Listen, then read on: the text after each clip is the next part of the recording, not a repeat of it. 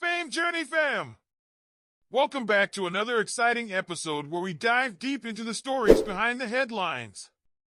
Today, we're talking about the Olympics, but with a twist. Not the usual gold medal triumphs, but a story that's captured the world's attention for all the wrong reasons. We're breaking down the saga of Raygun, the Aussie breakdancer who made her Olympic debut in Paris and quickly found herself in the eye of a media storm. From her much-talked-about routine to the unexpected wave of backlash, and even support from the highest levels, yes, we're talking about the Prime Minister. This is a story you don't want to miss. But why has this talented athlete become the target of such intense criticism? And more importantly, what does this say about us as a society? Stick around, because we're unpacking it all, from the harsh comments to the heartwarming support she's received. By the end of this video, you'll have a new perspective on what it means to truly have a go at the world's biggest stage. Let's start with the facts. Rachel Gunn, or as she's known in the breaking world, Raygun, represented Australia in breakdancing at the 2024 Paris Olympics. This was the first time breakdancing, or breaking, was included as an Olympic sport, a huge milestone for the hip-hop community. But instead of celebrating this achievement, Raygun found herself under a harsh spotlight. She didn't score any points in her 3 bouts, and almost immediately, the criticism started pouring in. People weren't just critiquing her performance, they went after her appearance, her moves, even her outfit. Now, let's be real, Raygun's kangaroo hop move might not be what you'd expect to see in a breakdancing competition, but does that justify the level of hate she received?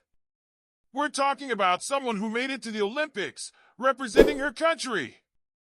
That's no small feat.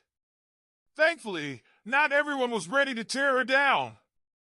Panelists on the project came to her defense, pointing out that she didn't just wander onto the Olympic stage, she earned her spot by winning a national championship. Sarah Harris and Rachel Corbett were quick to remind viewers that the Olympics isn't just about winning, it's about participation, courage, and giving it your all, even if things don't go as planned. And it wasn't just TV hosts coming to her rescue. Even Prime Minister Anthony Albanese weighed in, praising Raygun for embodying the true Australian spirit. "Good on her," he said, "for having a go."